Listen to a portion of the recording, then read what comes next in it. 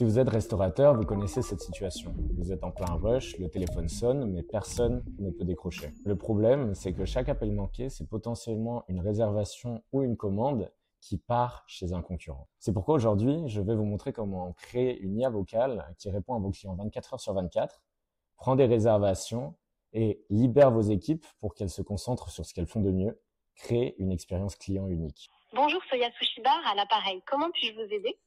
Bonjour, j'aimerais passer une commande. Ok, je vous écoute. Dites-moi ce que vous souhaitez commander. J'aimerais bien 4 Spicy Tuna Rolls et 4 Spicy Salmon Rolls. Ok, je confirme 4 spicy tuna roll et 4 spicy salmon roll, c'est bien ça? Ouais, c'est ça. Parfait. Vous souhaitez autre chose ou je passe à l'adresse de livraison? Non, c'est RH, je vais vous donner l'adresse, c'est le 32 avenue du Général Leclerc. Ok, je confirme l'adresse 32 avenue du Général Leclerc, c'est bien ça? Ouais, c'est ça. Super. Pouvez-vous me donner votre numéro de téléphone pour la confirmation? C'est celui depuis lequel je vous appelle. Ok, notez. Paiement à la livraison ou en ligne? À la livraison. Parfait. Votre commande est validée. Temps de préparation estimé 30 minutes. Vous voulez un SMS de confirmation? Oui, s'il vous plaît. Je vous envoie ça tout de suite. C'est fait, SMS envoyé. Autre chose? Non, c'est RH, merci. Merci et bon appétit.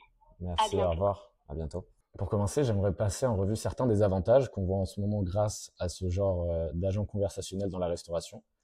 Et ces avantages se décomposent en 3 parties qui sont notamment la récupération de revenus perdus, la libération de personnel et la diminution du turnover. En effet, on récupère plus de revenus car on voit que 85% des clients qui tombent sur un répondeur ne rappellent jamais le restaurant et que actuellement, environ 30% des appels ne sont pas décrochés, surtout pendant les heures de rush. À côté de ça, on a aussi 80% des interactions téléphoniques de routine qui peuvent être complètement automatisées parce que ce sont souvent les mêmes questions qui reviennent de la part des clients. Et au-delà de ça, on a une disponibilité 24 heures sur 24, 7 jours sur 7, c'est-à-dire que vous aurez toujours quelqu'un au téléphone qui pourra répondre à vos clients. Et concernant le turnover, il faut savoir qu'un employé dans la restauration change de poste environ tous les 56 jours en moyenne.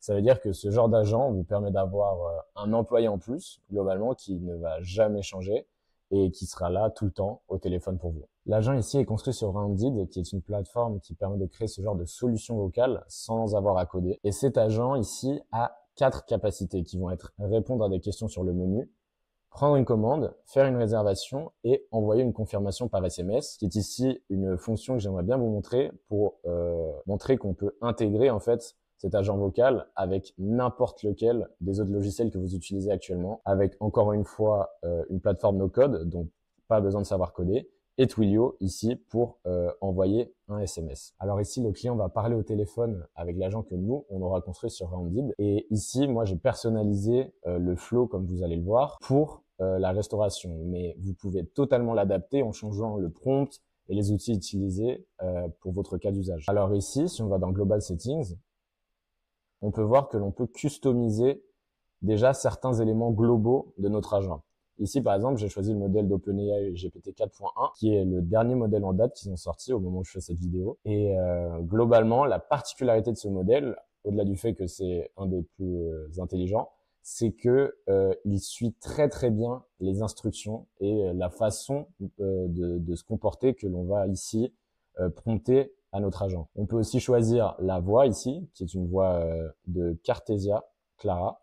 On peut en changer la vitesse. Et pour le transcriber, qui est le modèle qui va passer la partie vocale en texte, on va utiliser Azure. Pour la langue, évidemment, on va rester sur du français. Et c'est ici qu'on va avoir le prompt de base de notre agent. Il faut savoir aussi que lorsqu'on écrit des prompts pour des agents et pas pour le chat de ChatGPT par exemple, c'est toujours bien de l'écrire au format Markdown, c'est-à-dire en mettant des petits hashtags, des petits dièses devant les sections, qui est une manière d'écrire qui permet au modèle ici 4.1 d'identifier beaucoup plus vite sa personnalité, l'environnement dans lequel il évolue, le ton de ses réponses. Ça, c'est quelques exemples pour que la discussion soit fluide et que ce ne soit pas trop cordial ou trop familier. Le ton de la voix également. Globalement, c'est tous les éléments qu'on veut pour que notre agent soit efficace et agisse d'une certaine façon. La gestion des erreurs dans la transcription, les stratégies de clarification. On peut globalement mettre beaucoup d'éléments pour que vraiment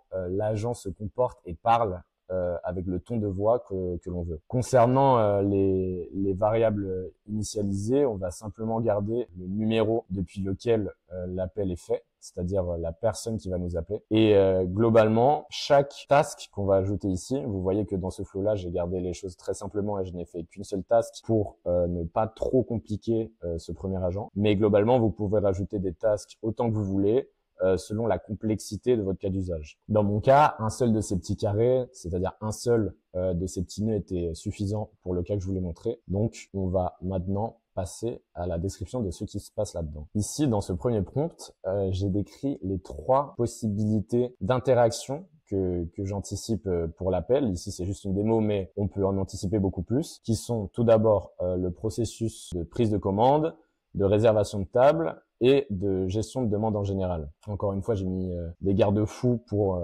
orienter le comportement et la façon de parler de l'agent dans ce prompt et j'ai mis quelques éléments du menu auxquels l'agent peut se référer s'il reçoit des questions de l'utilisateur. Et point très important dans chaque task, c'est de toujours préciser s'il y en a des outils que l'agent peut utiliser. Alors la différence d'un outil avec ce qu'on a déjà vu dans le prompt, c'est que cette fois-ci, ce sont des outils qui permettent de communiquer avec des applications extérieures, c'est-à-dire n'importe quel autre logiciel que vous utilisez actuellement pour votre restaurant par exemple. On peut l'intégrer en fait à la plateforme, à Rounded, grâce à ces outils. Par exemple, ici, l'outil, c'est pour envoyer un SMS de confirmation. Et pour envoyer cet SMS, on va avoir besoin de Twilio. Donc, ici, dans le prompt, on décrit l'outil. Et quand on descend, on va avoir ici dans Tools, c'est-à-dire dans les outils, le nom exact de l'outil auquel on s'est référé dans le prompt et toute la description de ce qu'on veut envoyer. Donc ici, ça va être la description de cet outil qui va être l'utilisateur désire une confirmation par SMS. Une phrase que l'on peut dire pendant que l'agent utilise l'outil pour pas qu'il y ait un trop gros blanc pendant l'appel. Ici, ça va être je vous envoie ça tout de suite vu que c'est une confirmation par SMS qui a été demandée. Et les 2 paramètres qu'on va envoyer à notre application pour pouvoir envoyer ce SMS. Ici, les 2 paramètres dont on va avoir besoin, c'est le message, c'est-à-dire votre commande pour la commande en question est confirmée. L'adresse de livraison, c'est l'adresse de livraison qu'on a collectée pendant l'appel.